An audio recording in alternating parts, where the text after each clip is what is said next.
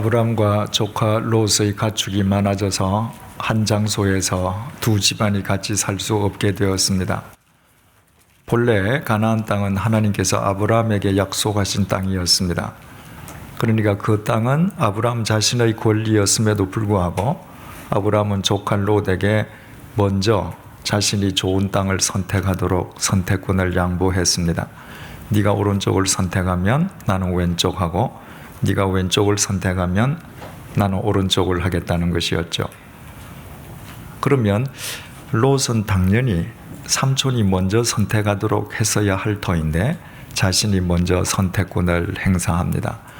롯은 눈에 보이기 좋은 소돔을 택해서 갑니다. 그쪽 방향으로 가다가 끝내 소돔까지 이르렀습니다. 하나님 보시기에 소돔 사람들은 악하고 큰 죄인이었습니다. 그러니까 롯은 그곳을 택하면 안 되었습니다. 하지만 그 큰 죄인들이 욕망에 눈이 어두운 롯에게는 세상의 첨단을 걷는 동경의 대상으로 보였습니다. 그래서 그곳을 택하여 간 것입니다. 롯이 떠난 뒤에 하나님께서 아브라함에게 나타나셨습니다. 말씀하시기를 동서남북을 바라보라. 너 보이는 땅을 다 너한테 줄게. 네가 종으로 행으로 두루 다녀라. 네 발이 닿는 곳을 내가 다 주마. 그 엄청난 말씀을 듣고서도 아브라함은 더 멀리 보기 위해서 한 평이라도 더 갖기 위해서 그 땅을 뛰어다니지 않았다고 했습니다. 아브라함은 헤브론으로 가서 마므레 상수리 숲을 근처에서 하나님께 제단을 쌓았습니다. 헤브론은 교제의 자리라는 의미이고 마므레는 활기차다, 강하다, 뜨겁다 이런 말이라고 했습니다. 그러니까 아브라함은 세상의 것에 연연하지 아니하고 먼저 하나님과 교제하는 자리를 선택해서 하나님의 나라와 그의 의를 먼저 구하는 믿음의 자리를 공고히 했던 것입니다. 이 이후부터 성경은 요한계시록이 끝날 때까지 두 줄기의 흐름이 평행선을 걷는다고 했습니다. 하나는 헤브론의 흐름이고 하나는 소돔의 흐름입니다. 3000년 전에도 그랬고 2000년 전에도 그랬고 오늘날도 마찬가지입니다. 소돔의 흐름은 나 자신과 세상을 우선시하는 흐름입니다. 헤브론은 하나님을 우선시하는 흐름입니다. 보기에는 소돔의 흐름이 훨씬 더 멋져요. 화려해 보입니다. 거기에서는 내 마음껏, 내 욕망껏 살 수 있습니다. 아주 멋져 보이죠. 예수님의 표현을 빌리면 넓은 문이고 넓은 길입니다. 하지만 헤브론의 흐름은 언뜻 따분해 보여요. 보잘것없어 보입니다. 무력해 보입니다.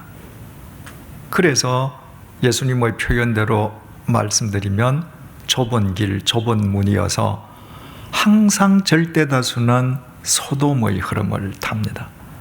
하나님을 믿는 사람들 가운데에서도 성경이 우리에게 주시는 메시지는 절대 다수는 소돔의 흐름 위에 있었다는 것입니다.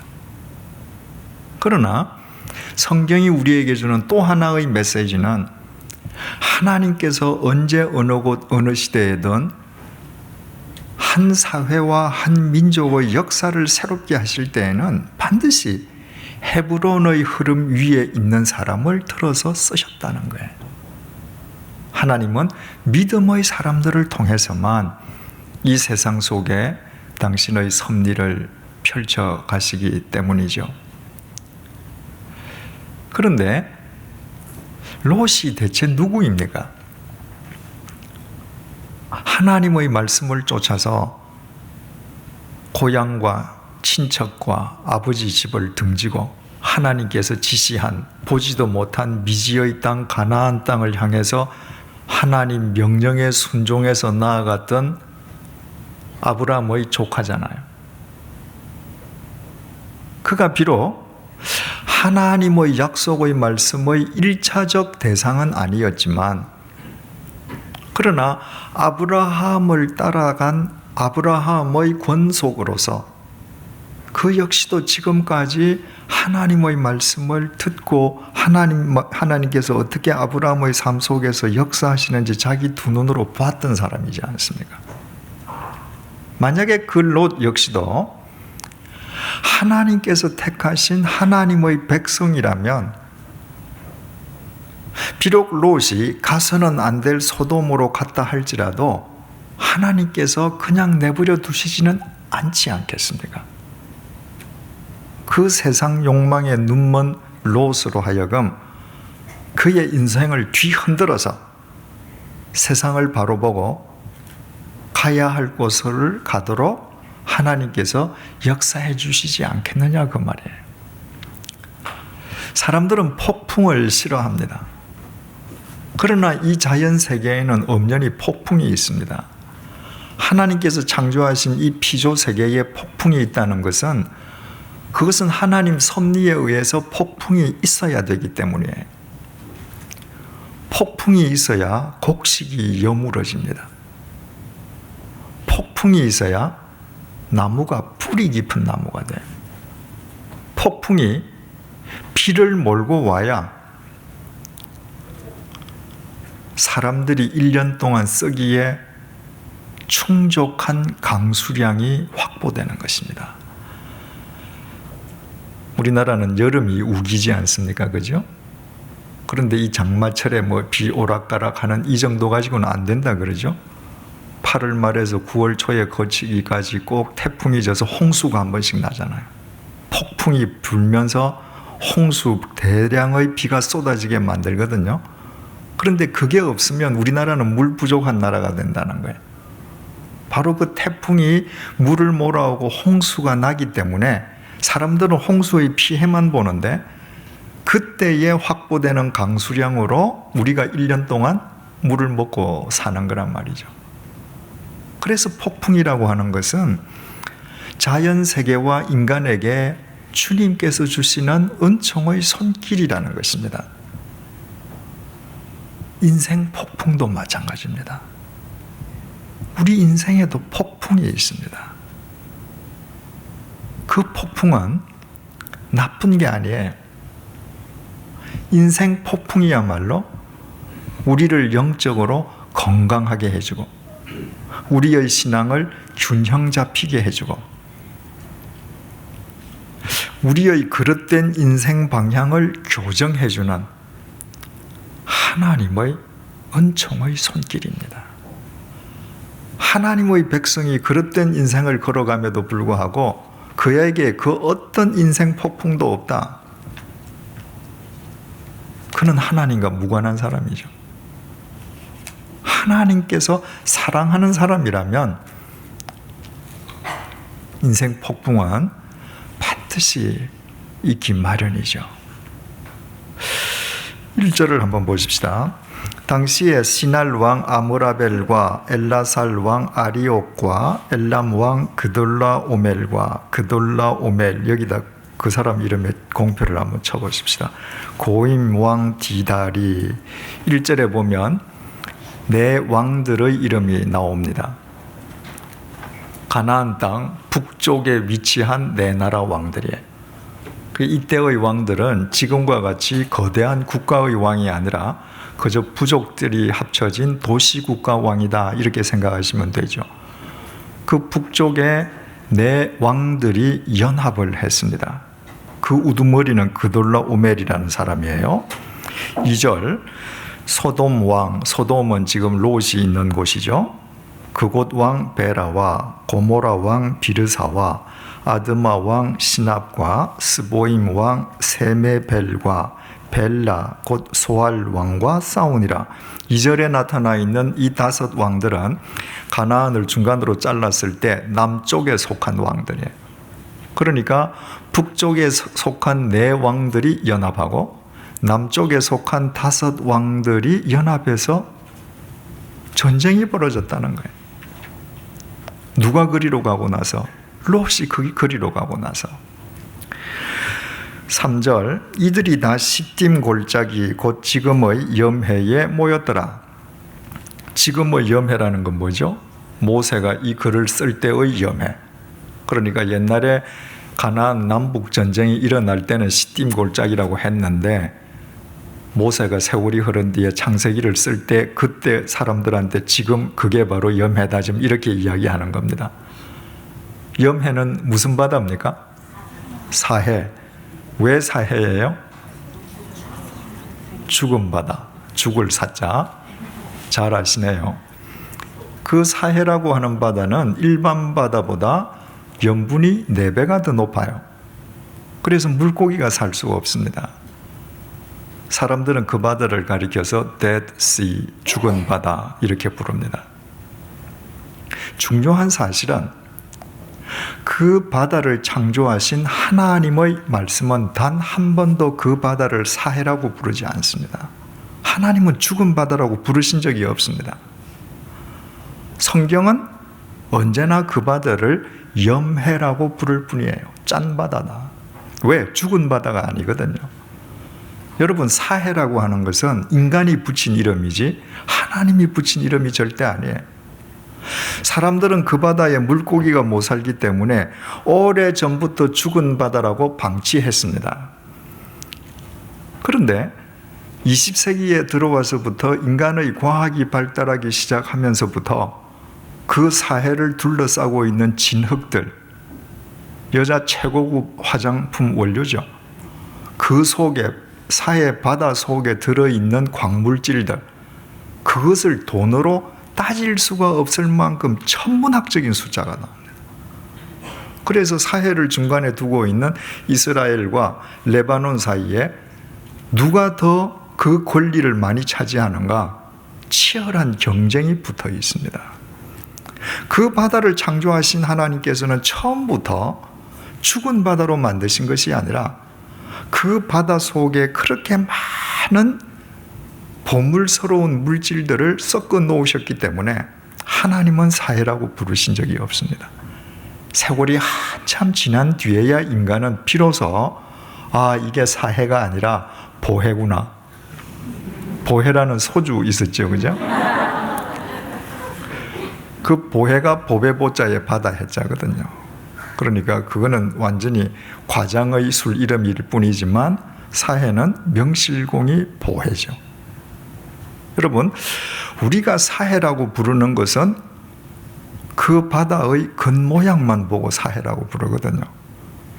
하나님께서는 그 바다의 속을 아시기 때문에 사해라고 부르시지 않아요. 사해를 부르는 이 명칭 하나를 통해서도 하나님께서는 우리의 외모를 보시지 않고 중심을 보시는 하나님이심을 알게 됩니다. 그래서 우리는 말할 수 없는 하나님의 위로와 소망과 격려 속에서 살 수 있습니다. 예루살렘 성전에서 부자가 금화를 헌금통에 소리가 나도록 멋지게 던져 넣었습니다. 많은 사람들이 부러워했겠죠. 그 사람 뒤에 곧 이어서 한 불쌍한 과부가 두 렙돈을 부끄러운 듯이 남모르게 집어넣었습니다. 금화에 비한다면 두 렙돈, 렙돈이라는 건 가장 작은 단위이기 때문에 우리 돈으로 한 2원 정도. 여러분, 요즘 1원짜리 헌금하는 분이 있습니까? 우리 생활에 1원짜리는 아예 없어지지 않았습니까? 겉으로 보면 금화를 멋지게 던진 사람이 훨씬 더 멋져 보이죠. 예수님께서 뭐라고 그러셨습니까?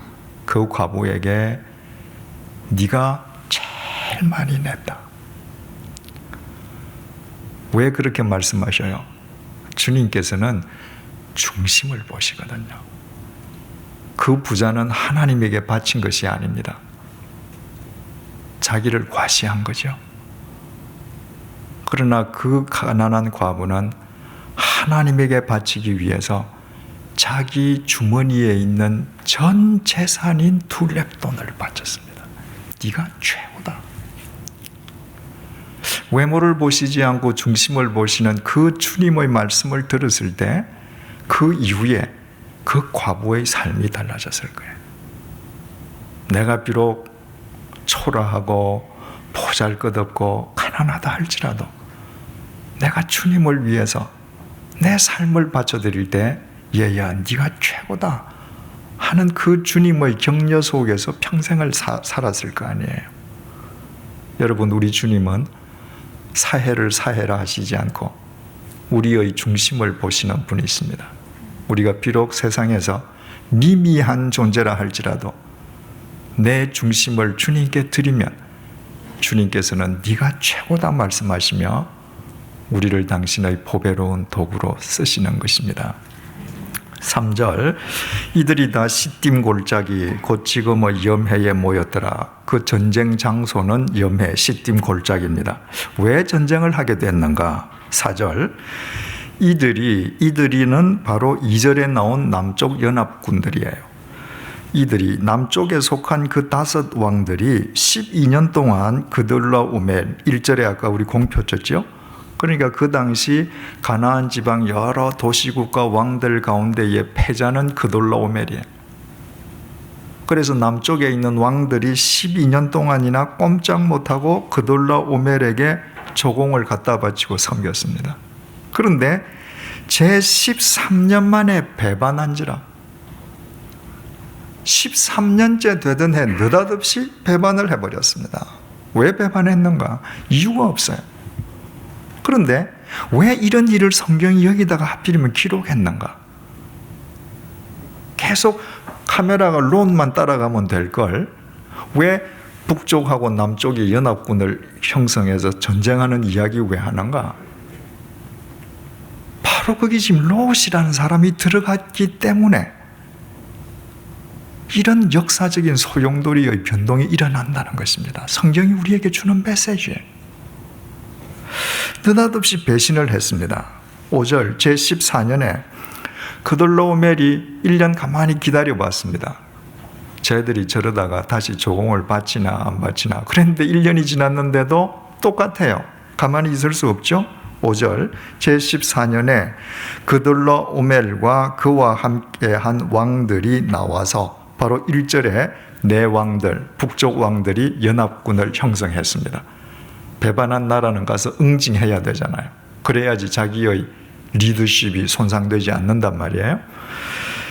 5절 제14년에 그돌라오멜과 그와 함께한 왕들이 나와서 아스드롯 가르나임에서 르바 족속을, 함에서 수스 족속을, 사웨 기랴다임에서 엠 족속을 치고 호리 족속을 그 산 세일에서 쳐서 광야 근방 엘바란까지 이르렀으며 그들이 돌이켜 엔미스밧 곧 가데스에 이르러 아말렉 족속의 온 땅과 하사손 다말에 사는 아모리 족속을 친지라. 그 북쪽 연합군 네 왕들이 연합한 군대가 남쪽 5 왕의 군대와 싸우기 전에 그 주위에 있는 부족들을 먼저 다 쳤습니다. 왜냐하면 남북 간의 전쟁이 벌어지면 그 사이에 있는 부족들이 적군 편을 들면 손해잖아요.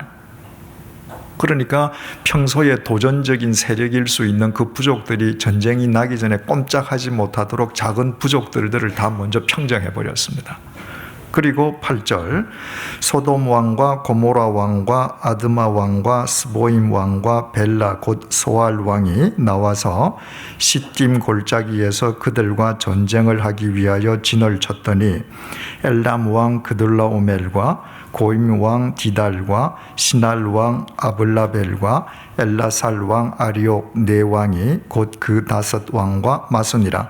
그래서 염해 시딤 골짜기에서 북쪽 4 왕의 연합군 그리고 남쪽 5 왕의 연합군이 일대 격전을 벌이게 되었습니다. 그 결과가 어떻게 됐는가? 10절 시딤 골짜기에는 역청 구덩이가 많은지라 소돔 왕과 고모라 왕이 달아날 때에 그들이 거기 빠지고 그 나머지는 산으로 도망하며 연합을 한 왕들의 숫자는 남쪽이 한 왕이 더 많아요. 북쪽은 4 왕이고 남쪽은 5 왕이에요. 그런데 전쟁의 뚜껑을 열고 보니까 초전박살입니다. 남쪽 연합군이 초전에 힘없이 무너져 버렸습니다.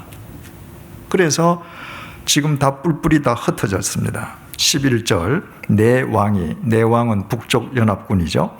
내 왕이 소돔과 고모라의 모든 재물과 양식을 빼앗아가고, 소돔과 고모라에 있는 모든 재산을 다 탈취했습니다.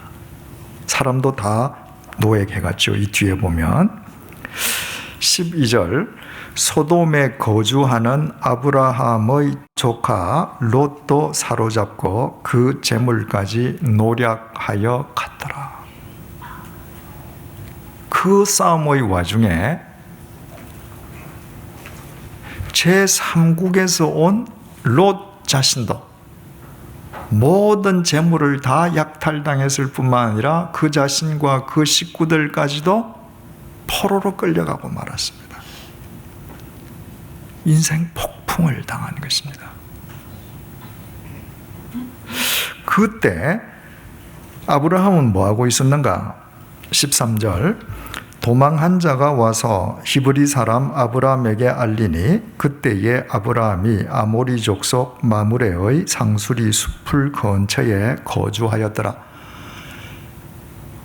롯이 소돔에 가서 그저 보기 좋고 하고 싶은 대로 흥청망청 살다가 인생 폭풍을 맞아서 포로로 잡혀가고 모든 재산을 다 탈취당하는 그 처참한 상황 때에 아브라함은 뭐하고 있는가? 여전히 헤브론 마므레 숲을 상수리 근처에 살고 있습니다. 하나님과 신앙의 자리, 믿음의 자리를 지키고 있습니다.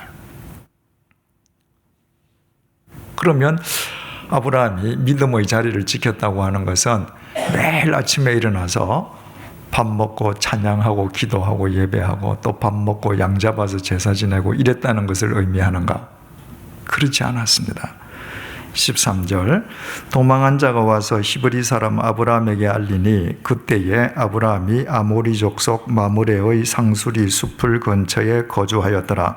마므레는 에스골의 형제요 또 아넬의 형제라. 이들은 아브라함과 동맹한 사람들이더라. 마므레는 사람 이름이기도 하고 마므레가 가지고 있는 땅 이름이기도 하다고 그랬죠. 그런데 이 사람 마므레는 형제가 에스골과 아넬이라는 형제가 있는데 아브라함은 그 세 형제와 동맹을 맺고 있었습니다. 마므레라고 하는 사람은 당시 아모리의 족장으로 알려지고 있습니다. 그러니까 그와 지금 아브라함은 서로 동맹 관계를 맺고 관계를 유지하고 있습니다.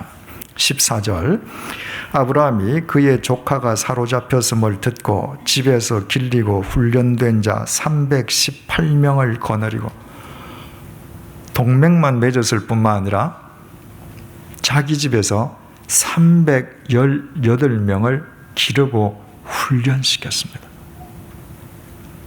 얼마나 대조적이에요.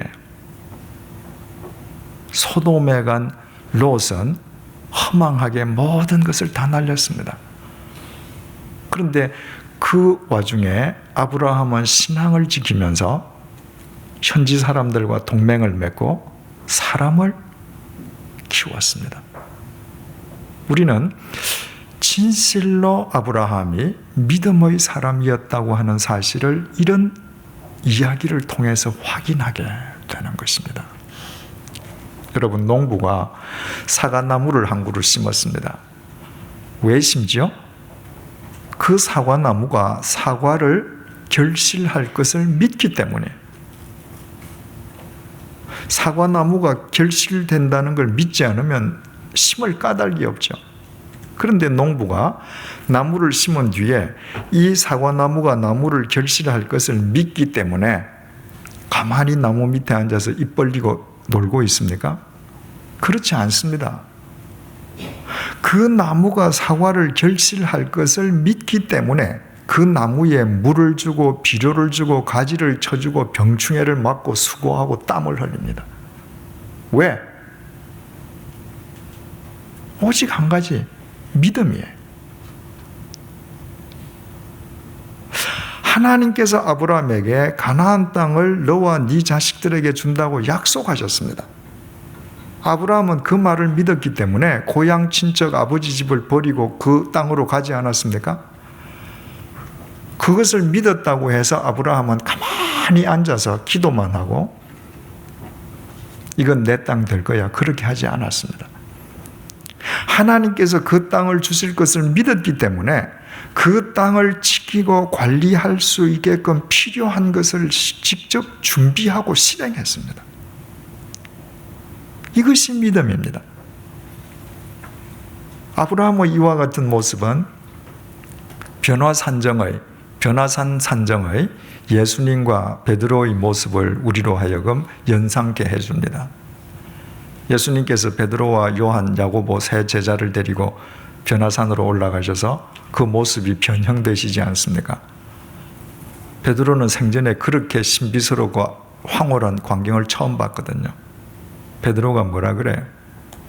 제가 여기 초가 상관을 지을 테니까, 3개를 지을 테니까 하나는 예수님 하시고 하나는 하늘에서 내려온 모세, 엘리야 각각 주고 우리 여기서 천년만년 사십시다.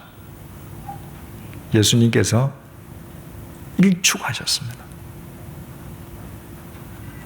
그리고 예수님께서는 그 산 위에서 내려서 세상 속으로 가셨어요. 왜? 예수님은 이 땅에 신선 노름하러 오신 게 아니거든요. 예수님은 이 세상을 구원하시기 위해서 오신 분이에요. 베드로는 그걸 몰랐던 것이죠. 여러분, 일반적으로 누가 믿음 좋다고 합니까? 오래 기도하고 찬양 많이 하고 예배당에서 많이 지내는 시간이 길면 우리는 믿음 좋다고 합니다. 그렇지 않습니다, 여러분. 정말 여러분들이 하나님의 말씀을 믿는다면, 그 말씀이 여러분의 삶 속에서 결실될 것을 확신한다면 거기에 상응하는 삶을 여러분들이 살아야 합니다. 왜냐하면 우리의 믿음이 결실되고 구현되는 곳은 예배당 안이 아니라 우리 삶의 현장이기 때문입니다. 그래서 참된 믿음의 사람들은 누구보다도 실천적인 사람들입니다.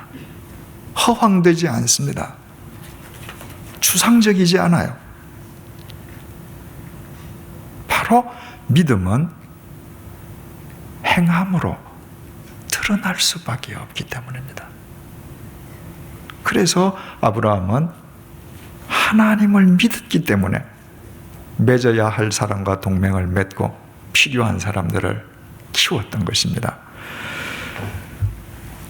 14절, 아브라함이 그의 조카가 사로잡혔음을 듣고 집에서 길리고 훈련된 자 318명을 거느리고 단까지 쫓아가서, 지금 아브라함이 있는 헤브론에서 단까지는 200km 떨어져 있습니다.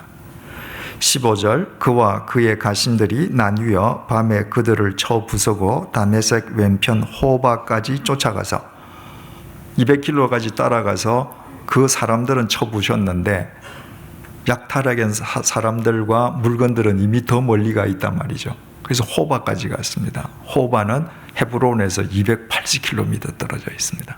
그까지 가서 모든 빼앗겼던 재물과 자기의 조카 롯과 그의 재물과 또 부녀와 친척을 다 찾아왔더라. 소돔을 쫓아갔던 롯은 다 모든 것을 상실한 반면에 믿음의 자리를 지키고 해야 될 것을 행했던 아브라함은 남이 잃었던 것까지도 되찾아주는 사람이 되었습니다. 엄청난 차이죠. 자, 아브라함이 가서 그들로 오멜의 북쪽 연합군을 파하고 그들이 노략질해간 사람들과 재물들을 다 찾아왔습니다. 롯도 구해왔습니다. 그렇다면 이제 롯은 어떻게 해야 돼요? 그 인생 폭풍 속에서 제대로 가야 할 방향을 바꿔야죠, 그죠? 아브라함이 지켜야 될 믿음의 선인 가나안을 넘어서지 않습니까? 그래서 애굽 땅으로 갔죠. 애굽 땅으로 가서 어떻게 됐습니까? 아내를 빼앗기지 않습니까? 그냥 당장 그 가정에 폭풍이 몰아쳤습니다. 그래서 아브라함은 자신이 있어야 될 곳이 가나안 땅이라는 것을 마음속에 각인하게 되지 않습니까? 그 이후부터 지금 헤브론을 지키는 것입니다. 만약에 아내를 빼앗기는 폭풍을 당했는데 하나님께서 그 폭풍을 멎게 해주시고 아내를 되찾게 해줬습니다. 그런데 아브라함이 가나안으로 돌아가지 않고 하나님께서 아내를 주셨으니까 또 애굽에서 다시 정착하지 뭐. 그래서 뭐 어떻게 됐을까요? 또 문제가 생겼겠죠. 니느웨로 가야 될 니느웨로 가야 될 요나가 정반대 방향인 다시스로 가지 않습니까? 그가 탄 배에 폭풍이 몰아쳤습니다. 단순한 자연 폭풍이 아니라 요나라는 한 인간에게 몰아친 인생 폭풍이죠. 그 배에 탄 사람들이 배의 하중을 줄이기 위해서 배에 있는 물건들 다 던졌죠. 욥이 들고 갔던 트렁크도 날아간 겁니다. 그런데도 폭풍이 안 멎었습니다. 배에 타고 있는 사람들이 누군가 신의 노여움을 산 사람이 있다. 제비를 뽑자. 요나가 걸렸죠. 바다에 던져지는 수모를 당했습니다. 그러나 그 인생 폭풍 때문에 요나는 가야 될 니느웨로 인생 방향을 바꿀 수 있었습니다. 롯도 이때 인생 방향을 바꾸었어야 되는 거예요. 그것 때문에 지금 하나님께서 이렇게 폭풍을 주셨거든요. 그런데 이 다음에 우리가 해당 본문이 나올 때 가서 보겠습니다만 롯은 어떻게 해요? 또다시 이 자리에 머뭅니다. 이 엄청난 폭풍을 당하고도 그 의미를 깨닫지 못했습니다. 그래서 롯이야말로 성경에서 가장 어리석은 사람 중에 한 사람이 됩니다. 후에 또 인생 폭풍이 몰아치죠. 하나님께서 불로 소돔을 멸하시지 않습니까? 그때 사랑하는 아내를 잃었죠. 두 사위를 잃었죠. 아버지와 딸 자식의 관계가 완전히 뒤틀려져 버렸죠. 모든 것을 다 잃고 맙니다. 여러분, 우리가 인생길을 걸어갈 때에 인생 폭풍이 볼 수 있습니다. 그때의 그 인생 폭풍 속에서 내 인생의 그릇된 방향을 바꾸고 내가 털어버려야 될 것을 털어버린다면 그 인생 폭풍은 생명의 폭풍이요 은총의 폭풍이 되지만 그 인생 폭풍을 맞고서도 내가 롯처럼 삶의 방향을 바꾸지 않으면 그 폭풍은 그야말로 죽음의 폭풍이요 파멸의 폭풍일 수밖에 없는 것입니다. 17절 아브라함이 그돌라오멜과 그와 함께한 왕들을 쳐 부수고 돌아올 때에 소돔 왕이 사회 골짜기 곧 왕의 골짜기로 나와 그를 영접하였고, 이제 아브라함이 그돌라오멜 연합군이 탈주했던 노획물들과 사람들을 다 되찾아서 돌아오니까 소돔 왕이 소위 왕의 골짜기라고 이름 지어진 곳까지 나와서 아브라함을 영접했습니다. 이건 당연하죠. 자기가 빼앗겼던 자기 국민과 모든 재물을 다 되찾아 들고 오니 당연히 가서 영접해야죠. 그죠? 18절 살렘 왕 멜기세덱이 떡과 포도주를 가지고 나왔으니 그는 지극히 높으신 하나님의 제사장이었더라. 살렘 왕, 예루살렘의 옛 이름이기도 한데 살렘이라는 말은 평화라는 말입니다. 따라서 평화의 왕이자 지극히 높으신 하나님의 제사장인 멜기세덱이 떡과 포도주를 들고 나와서 아브라함을 영접합니다. 이 멜기세덱이 구체적으로 어떤 사람인가 우린 잘 몰라요. 그러나 히브리서에 의하면 이 멜기세덱은 우리를 구원하시기 위해 이 땅에 오신 영원하신 제사장이신 예수 그리스도의 예표지요. 하여튼 신비로운 영적 제사장이고 이 당시에 이 땅에 있는 하나님의 대리인이었습니다. 그가 19절 그가 아브라함에게 축복하여 이르되 천지의 주제이시요 지극히 높으신 하나님이여 아브라함에게 복을 주옵소서. 그 제사장이 아브라함에게 축복해 주었습니다. 자 보십시오. 아브라함이 모든 사람들이 잃었던 물건과 사람을 다 되찾아서 오는데 소돔 왕이 영접합니다. 이 사람은 세속적인 왕이죠. 세상 사람이죠. 하나님의 대리인인 멜기세덱이 나와서 떡과 포도주로 대접하고 그를 축복합니다. 무엇을 의미해요? 한 사람이 믿음의 삶을 바르게 실천하면 하나님으로부터와 사람으로부터 동시에 높임을 받는다는 것입니다. 여러분 절대로 잊지 마십시오.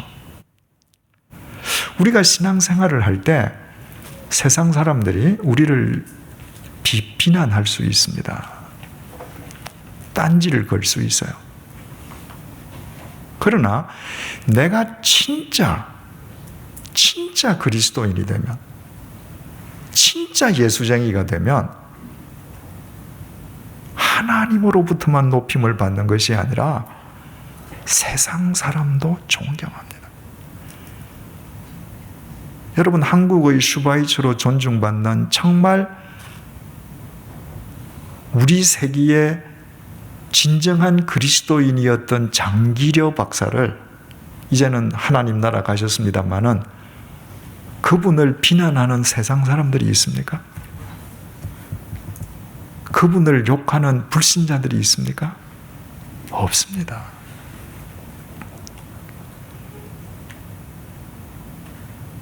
신앙의 정절을 지키기 위해서 끝내 신사참배를 하시지 않고 옥사하신 주기철 목사님을 불교 신자라고 해서 존경하지 않습니까? 존경합니다. 왜 오늘날 교회와 그리스도인들이 세상으로부터 욕을 듣습니까? 우리가 진짜들이 아니기 때문입니다. 진짜 예수쟁이가 되면 아브라함처럼 진짜 믿음을 내 삶으로 실천하면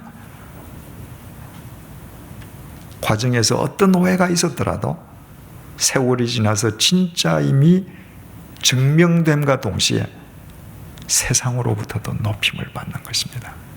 지금 아브라함이 그렇게 높임을 받습니다.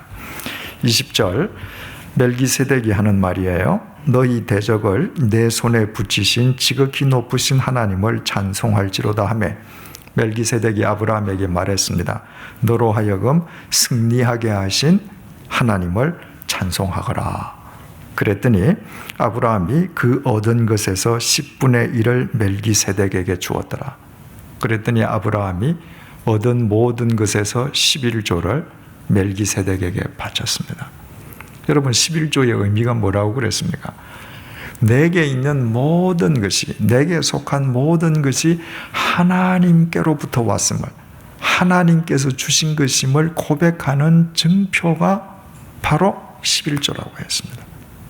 아브라함은 자기가 집에서 318명의 사람들을 기르고 마므레 형제들과 동맹을 맺고 자기가 믿음을 삶으로 실천했지만 그러나 자기 능력으로 자기가 똑똑해서 자기가 잘 싸워서 북쪽 내 왕들의 연합군을 이겼다고 절대로 생각하지 않았습니다.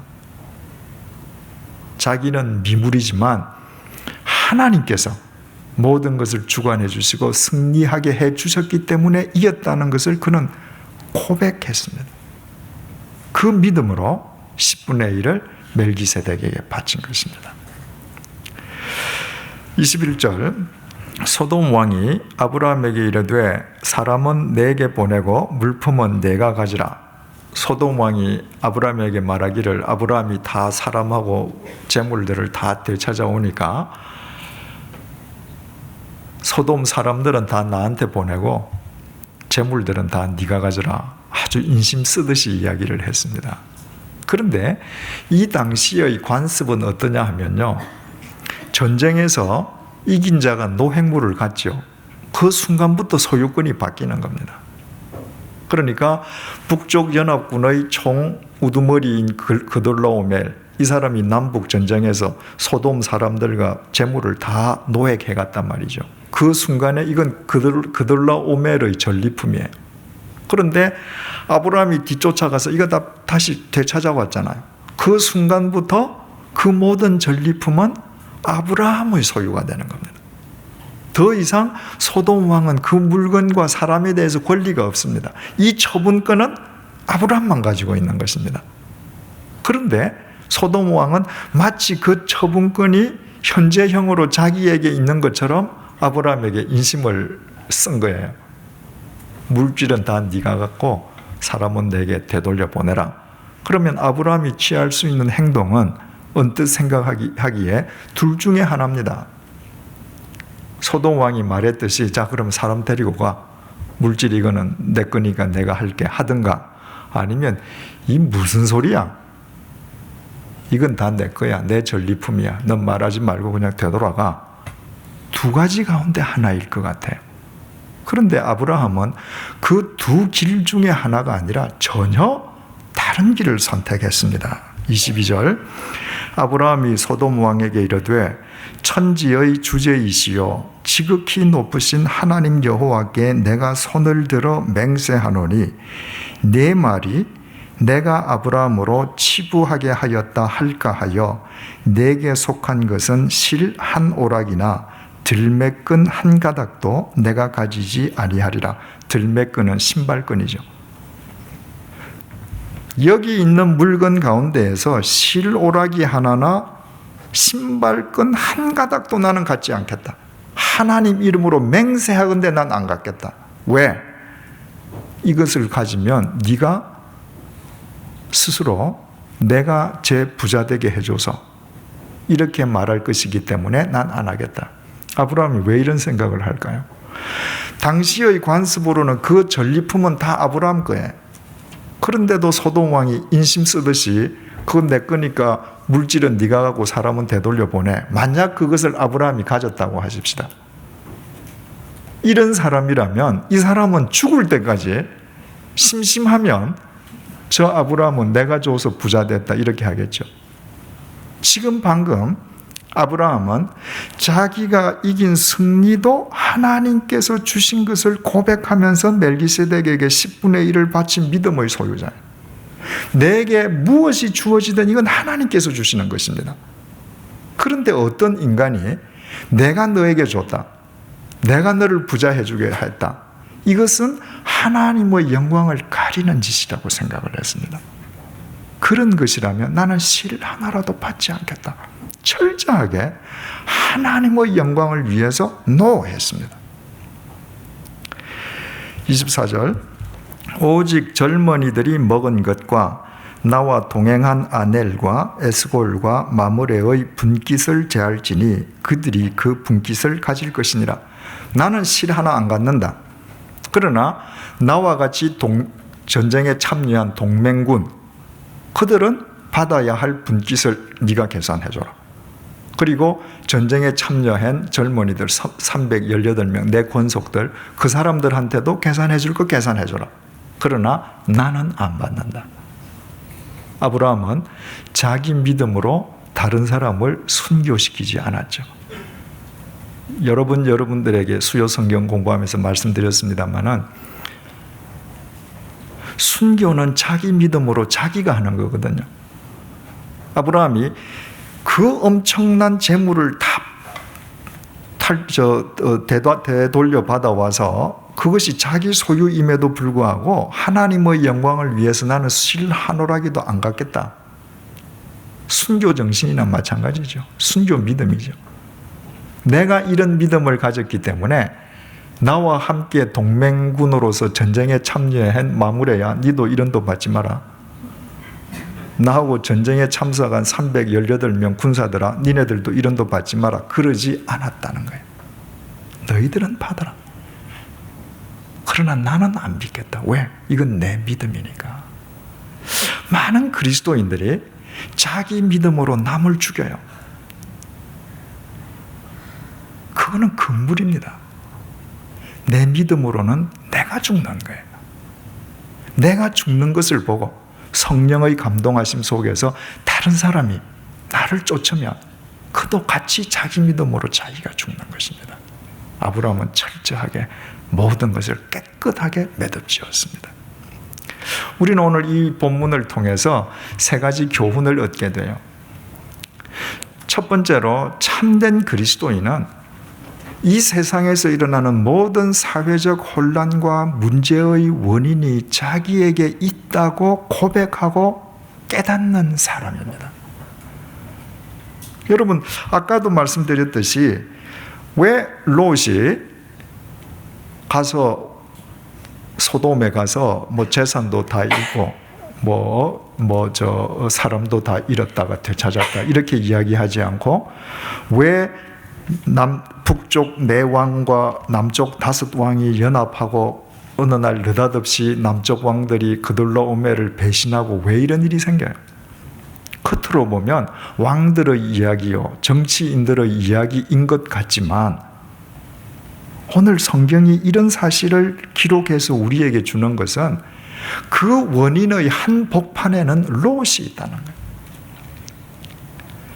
요나가 타고 가던 그 큰 배에 폭풍이 몰아쳤을 때, 그리고 제비를 뽑혀서 자기가 탁 걸렸을 때 요나가 뭐라 그랬습니까? 이 폭풍이 나의 연고로다. 나 때문에 이 폭풍이 일어났다. 나 한 사람 때문에 국가 간의 전쟁이 터질 수도 있고요.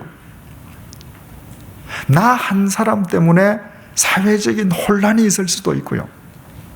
나 한 사람 때문에 국가의 명예가 실추되는 사건이 터질 수도 있어요. 이 세상에서 일어나는 크고 작은 모든 일이 내가 그리스도 안에서 바로 서지 못한 나의 탓임을 깨닫는 그리스도인들이 많아질 때 이 세상은 달라지는 것입니다. 그것을 깨닫는 사람들은 세상 속에서 바른 삶을 추구하지 않을 수 없는 사람들이거든요. 오늘날 이 혼탁한 세상 속에서, 사회적인 혼란 속에서 우리는 대개 어떻게 생각합니까? 대통령이 잘못해서, 정치인들이 잘못해서. 그러나 그것도 하나의 요인이지만 내가 살고 있는 이 시대에 문제가 일어난다는 것은 롯처럼, 요나처럼, 애굽으로 가던 아브라함처럼 내가 바로 서지 못한 연고다. 이것을 우리는 깨달음으로 우리 한 사람 한 사람이 이 사회를 건강하고 바르게 세우는 조석이 될 수 있어야 하는 것이죠. 두 번째로 우리가 얻을 수 있는 교훈은, 내 인생에서 폭풍이 몰아칠 땐 우리는 미련 없이 버릴 것을 버리고 우리의 인생 방향을 바꾸어야 된다는 것입니다. 요나처럼, 아브라함처럼 어떤 경우에도 미련을 두어서는 안 될 것에 미련을 두므로 또다시 인생 폭풍을 맞고 끝내 인생을 무의미하게 소멸하는 롯이 되어서는 안 된다는 것입니다. 마지막 교훈은, 우리는 하나님을 믿는 신앙인으로서 무엇을 하든 우리는 하나님의 영광을 드러내는 사람이 되어야 된다는 거예요. 내가 우리 부모님의 자식으로서 부모님의 명예가 내 명예이듯이, 내가 내 부모의 명예를 더럽히는 것은 곧 그분의 태에서 나온 내 자신의 인격을 먹칠하는 것이듯이, 내가 나의 언행으로 하나님의 영광을 가린다고 하는 것은 바로 그 하나님을 믿고 하나님의 자녀라고 세상을 향해서 공포하는 나 자신을 모독하는 거예요. 내가 정말 하나님을 믿는 신앙인으로서 내 자신을 아낀다면 우리는 누구보다도 우리의 아버지이신 하나님의 영광을 드러낼 수밖에 없습니다. 그것이 바로 그분을 높이는 길인 동시에 내 인생을 존중하는 길이기 때문에 그렇습니다. 아브라함 보십시오. 얼마든지 그 재물 가져도 돼요. 그리고 가서 감사헌금하고 구제하고 폼나게 살면 되죠. 그런데도 안 그랬습니다. 하나님의 영광을 가린다면 실 한 오라기도 나는 안 받겠다. 사도 바울도 똑같은 심정으로 살지 않았습니까? 고린도전서 10장 31절을 통해서 이렇게 고백했죠. 너희가 먹든지 마시든지 무엇을 하든지 다 뭘 위해서요? 하나님의 영광을 위해서 해라. 보십시오. 아브라함은 애굽에 가서 정말 인생 방향을 잘못 잡았지만 인생 폭풍 속에서 인생을 바로잡고 가나안으로 되돌아왔습니다. 교육적인 하나님의 인도하심 속에서 그가 바른 중심을 가졌을 때 그가 이처럼 하나님의 영광을 드러내는 사람으로 성숙해 간단 말이에요. 그러면 교육적이신 하나님께서 그 아브라함을 부르시고 그가 실수했을 때 한번 붙잡아 주시고 이렇게 세워줬는데 이처럼 당신의 영광을 드러낼 때 여러분 이 아브라함이 얼마나 예뻐 보이겠습니까? 우리가 보기도 예쁜데 하나님 보시기에 얼마나 예쁘겠습니까? 우리가 무엇을 하든지 하나님의 영광을 드러내는 이 시대의 아브라함이 된다면 우리의 삶 또한 하나님 보시기에 얼마나 보배로운 삶이 되겠습니까? 기도하겠습니다. 하나님 아버지, 세상이 날로 어수선해가고 있습니다. 우리는 정부 탓을 합니다. 대통령 탓을 합니다. 정치인들 탓을 합니다. 그러나 하나님, 그것이 나의 연고임을 깨닫게 해주셔서 정말 감사합니다. 이제부터 우리 각자가 우리 자신들을 그리스도 안에서 바로 세우는 삶을 살아가게 도와주시어서 우리 한 사람 한 사람으로 인하여 이 사회가 바르게 세워져가는 귀한 역사가 일어나게 도와주옵소서.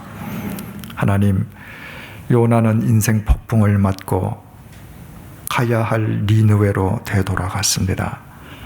아브라함은 아내를 빼앗기는 인생 폭풍 속에서 자신이 있어야 할 곳은 가나안임을 마음속에 각인하면서 가나안의 삶을 실천했습니다. 롯은 인생 폭풍을 맞고서도 그 의미를 깨닫지 못해 다시 소돔에 대한 미련으로 소돔에 주저앉았다. 결국 또 다른 인생 폭풍 속에서 모든 것을 다 상실해버리고 말았습니다. 주님, 지혜로운 요나와 아브라함이 되게 하시되 어떤 경우에도 어리석은 롯이 되지 않도록 우리의 중심을 늘 붙들어 주옵소서. 아브라함은 자신이 얻은 전리품이요 당시 관습으로 그것이 자신의 권리임에도 불구하고 행여라도 인간이 하나님 대신 자신이 아브라함을 치부하게 했다 할까 하나님의 영광이 가려지는 것이 두려워 네가 주는 것이라면 실 한 오락이 들매끈 한 가닥도 받지 않겠다 선포하고 실제로 그렇게 행동을 했습니다. 그와 같은 삶이 하나님 보시기에 얼마나 아름다웠을런지 능히 짐작이 갑니다. 주님, 사도 바울의 권면처럼 우리가 먹든지 마시든지 무엇을 하든지 우리의 구원자이시오 우리의 영원한 아버지이신 하나님의 영광을 위하여 살아가게 도와주옵소서. 그리하여 우리 모두 이 시대의 아브라함으로 아름답게 쓰임받는 아름다운 삶의 기쁨을 누리게 도와주옵소서. 예수님의 이름으로 기도드립니다. 아멘.